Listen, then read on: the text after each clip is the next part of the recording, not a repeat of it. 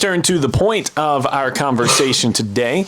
We've got School Board Representative Steve Haley in studio with us to talk about his re-election campaign. Good morning. How are you? You know, I'm better than I deserve. Good. Doing as good as I can with what the Lord gave me on this beautiful Friday. Let's set the ground. I think most people recognize your name as somebody that has served the community for a time on the school board. When was your first term? I was sworn in first time September of 2008. All right. So Some time ago. 15 and a half years of service. And so when we're talking to candidates that are running for the first time this year or second term or whatever, we ask them why. All those years ago, 2008, you start the process of coming onto the school board. What made you want to run for this seat? Well, that's an easy answer, and I've shared it with many people. When I was younger, my grandfather was on the school board, and he always instilled community involvement. I worked in the fire service for many years, and when I got away from the fire service in early 2000s, had a small child. She started school, and I thought of his involvement and just decided I wanted to be on the school board. It was for no other reason. I had no mission, no agenda, no direction other than learning what worked in the school system and being a part of it. I've enjoyed it. It's been some good days and some bad days, but the bad days are still good days. Well, we talked off air. We talked about the fact that the school board has taken a center seat in the last few weeks with the director of schools search, but it's not always these high-profile moments. In your 15 and a half going on 16 years of service, I'm sure there's been some mundane and some exciting. What are some of the highlights of those years for you so far? Well, the highlights are numerous over that many years. Watching the schools, how they actually perform. Hearing you talk about the basketball tonight, I tune in to hear that. We don't get to hear that, what goes on a lot of times, and you want to be involved with what goes on in the schools. But we've been through 3 or 4 issues those years that have been equivalent to what we just went through. The last director search, COVID. The difference in a school board or a school director search and COVID is COVID we none of us knew, and it's easy to look back and say we should have done something different. So we try to learn from those things, but it was new to all of us. A director search, I had been through that before, knew what to expect. You can describe to others, and they still, until you experience it, you don't experience it. But we have highlights every day, and it's almost cliche to say, but I watch these people in our school system that work daily that really just block out a lot of that. They go to work, they do their job, they love the kids of all ages. Different ages or different challenges, but I find that by far and large, we have people in our school system that love what they do, even on their bad days. And that, to me, is a highlight. The fact that we have people that take that as not just a job, but as a calling. And I tell other board members when I start feeling the worst and start feeling the most discouraged as a board member, I'll just stop by and visit a school, and you watch, especially the young kids, they don't know you exist. And it's great to operate in a world that you see the product that they really don't know you exist. Most of our teachers, and teachers is used so generically. Whenever you hear any board member say teacher, they're talking about the teacher's aides, they're talking about the janitors, they're talking about the bus drivers, they're talking about the cafeteria staff, the principals. We hear a lot about administration. Those are high exposure areas.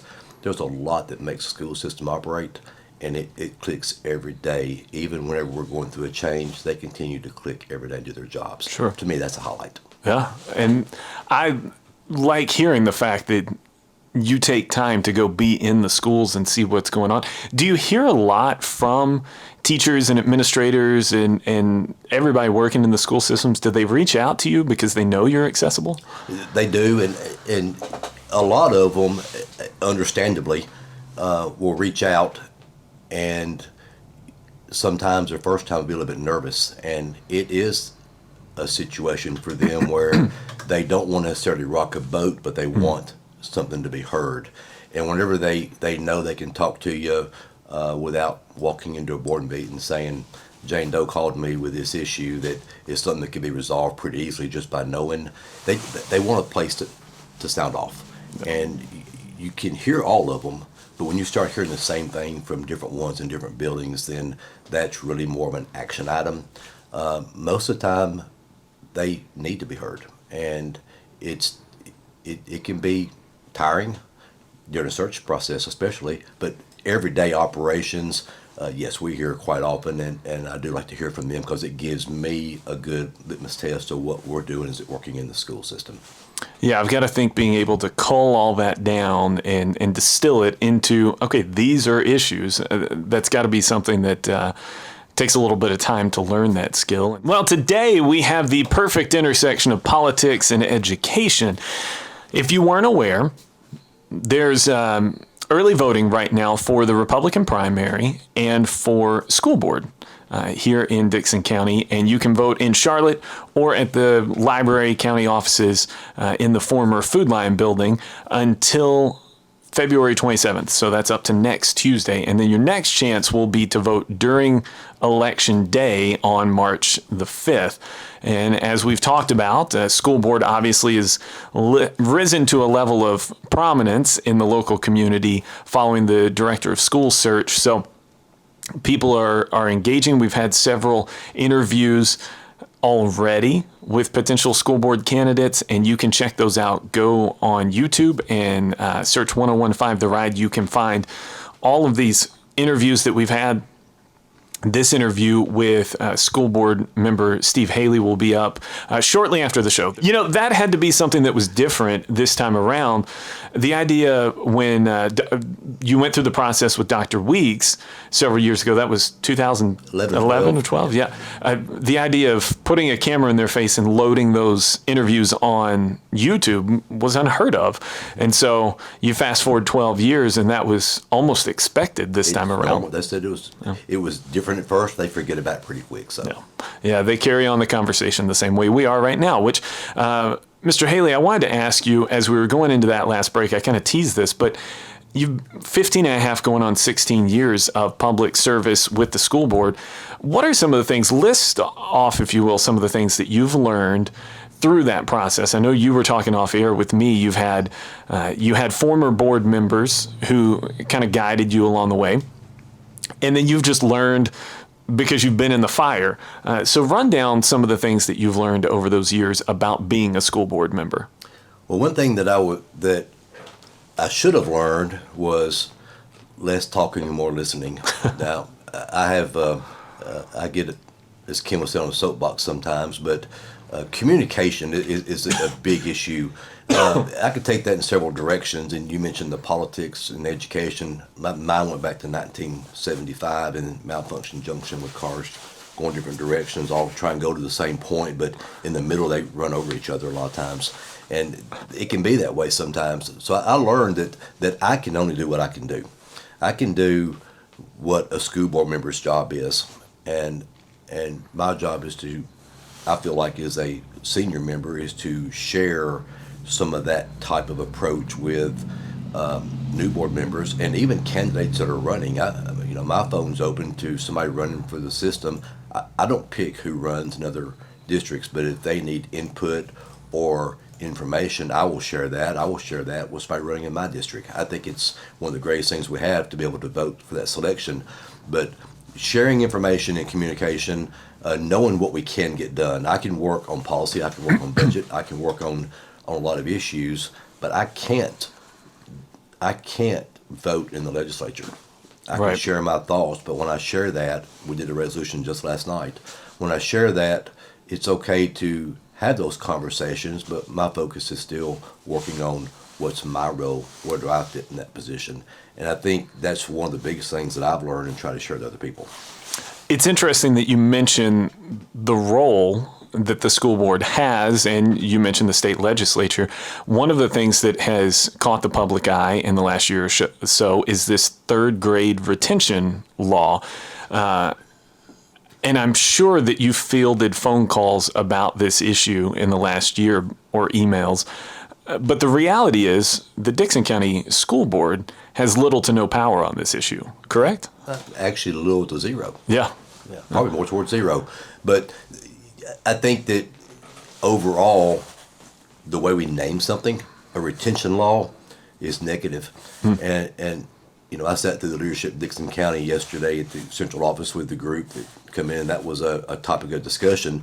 But I think a lot of times we as parents or we as people in the community, whenever they hear us talk, our kids hear us talk around the house about they're going to make you fail if you don't pass the test, or what we put in out as the message can sometimes create as much of a problem. Do I like what they did? No. Do I see why they did it? I see that there was a need from their eyes to create accountability to school systems. Why third grade? You have to ask them, but reports that I read over the years that some states use the third grade pass-fail level is how they determine the number of prisons they build. That's in Florida. So I think that there's some thought that third grade's a breaking point when it's not necessarily, a pass-all, end-all. It could be second for some kids or fourth. But I think it was more of an accountability measure. They had a bad name that really, and probably some bad processes that made it worse than what the actual intent would have been. Well, certainly it's going to be a hot button issue going forward, but if you're listening, that's not an issue for Mr. Haley or the school board. That's an issue for your state legislature. Now, and it is an issue for us how we provide services to help those that aren't meeting that mark to obtain that mark. And I will say that third grade elementary education is the director the director of elementary education, Ms. Ernestine Adams, is on top of that. Her and her staff, forward thinking, they have all that laid out.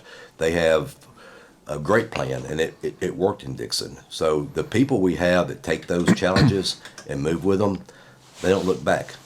They move it forward, and they've done a good job of that. Well, and that's one of the goals of the school board and the school system is to keep moving forward. And with that in mind, I want to ask you, going into this term, what are some issues, some policies, what have you, that you might be focusing on that you want to bring to the attention of the school board if you're reelected? So that's a very fair question. I don't think it has a singular answer, but I've stood back through some of the challenges the past few years and realized several years back that me being against something doesn't make it better. So I started looking at the overall picture, and I think having a leader, having a director that has the same philosophical approach, whether it be over the talk we hear about, either be from a data standpoint, a discipline standpoint, or overall general, anything we talk about, if you don't have the same philosophies to make a whole kid whole, to make the kids part of the community, to teach a child to what their ability is to reach, not have the same benchmark for everybody. Everybody's not going to college. Everybody's not going to drop out of school. We want to stop the dropouts. We want to see where they belong. We want to help everybody get through and be part of this community. I think working for that philosophical aspect. So there are policies I think need to be addressed. Some of them are just technical words that may have been changed over the years I've been there. Some that may be outdated, but that approach needs to be from a board director standpoint with the goals in mind of the community, hearing from the teachers, hearing from the employees, hearing from the parents. We hear from them, hearing on the streets, hearing from you talking. Those things all come together to create policy. We can only guide through policy. The school board doesn't do a procedure, we do a policy and a goal. We need a director that will follow that. I think we have made that decision, and I think it will make some different direction for the future. Nothing in the school system happens immediately. It's a big machine, and it's a lot driven by philosophy. So I think over the next 4 years, I think that those ideas are starting to come together, and I hope that we can be productive as a group to get some things accomplished during that time period. Well, I certainly think that that's the idea moving forward, is everybody wants to kind of get that thing rolling. We may not always recognize, though, as the general public, if you institute a policy now, we might not see results on that for 4 or 5 years in totality. Yeah. The other thing that I wanted to ask about from a policy and a process standpoint is facilities. I think for a number of years now, we go back to 2018, 2022, we've seen some facility reports and studies done. And yet for a lot of folks, we look at, for lack of a better term, problem schools in the community, and we don't see much progress being made there. From your seat, if you're reelected, what are some facilities that you would like to see targeted over these next few years? I think they all need to be targeted, and that's almost like a political answer. Sure. But the reality is, building maintenance, building construction, future growth is as big of an issue as policy in the classroom. It's a separate subject. But when you start talking about needs of a building, the big discussion right now is our reserve funds being so high. That's a subject in itself too, is how it gets there. It's not the school board taking money back in their pocket. It's the way, the processes that we spend money. That boils down to relationships with the county commission. And by far and large, the 15 and a half years that I've served, there's been by far and large good relations with the county commission. I, as a board member, have to explain to them a need. I think a lot of times in the past, we've seen just in government in general that, okay, they want this project, we'll tag this project with it and go and say it has to be a package deal. I'm more of a single issue. We need to paint a building. To me, it's simple. Dixon Middle School, you look at the outside metal on that building, and it's a silver trim. It's actually bare metal. Should have been painted years ago. Same issue with the lower campus at the high school. It was that way. It was painted 5, 6, 7 years ago. Now we're doing the high school, which should have been done years ago. It seemed like there was an awful long delay in getting that stuff done. So we have little maintenance issues that could be done at every building. As far as planning for the future, a school building, that type of building will probably have a 75 to 80 year lifespan. When you start getting a building 60, 70 years old, in my vision, you don't go spend $5 or $10 million in that building. When you get into the mechanical, you get into the roofing. These buildings they're blocking brick with a roof, and then the mechanical, that's the biggest part of them.